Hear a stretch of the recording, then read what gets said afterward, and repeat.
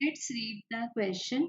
The relative velocity between two parallel layers of water is 8 centimeter per second and the perpendicular distance between them is 0.1 centimeter. Calculate the velocity gradient. So बच्चों generally velocity gradient की बात करते हैं हम liquid की steadily और streamline flow में. सो यहाँ पर हम सबसे पहले तो ले लेते हैं the bottom most layer of the pipe और द फ्लोर और द सरफेस जिस पर लिक्विड फ्लो हो रहा है. अब यहाँ पर हम डिफरेंट पैरेलल लेयर्स ले लेते हैं बच्चों इस तरह से. तो जो लेयर ग्राउंड के सबसे क्लोज होगी उसकी जो वेलोसिटी है वो नियर अबाउट जीरो होगी, तो इस लेयर को हम लोगों ने शो नहीं किया.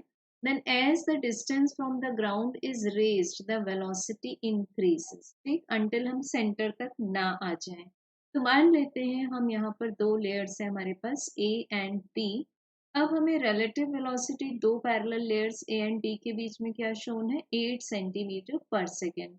It means the velocity of B with respect to A is equal to 8 centimeter per second. और हमें ये दोनों लेयर्स के बीच का परपेंडिकुलर डिस्टेंस गिवन है 0.1 सेंटीमीटर. इसको हम मान लेते हैं dy. सो बच्चों गिवन है हमें dy as 0.1 centimetre.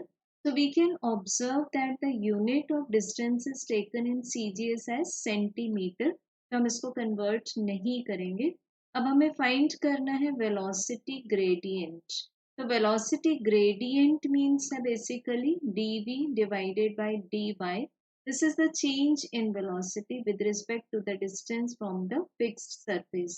So this is 8 centimeter per second divided by 0.1 centimeter.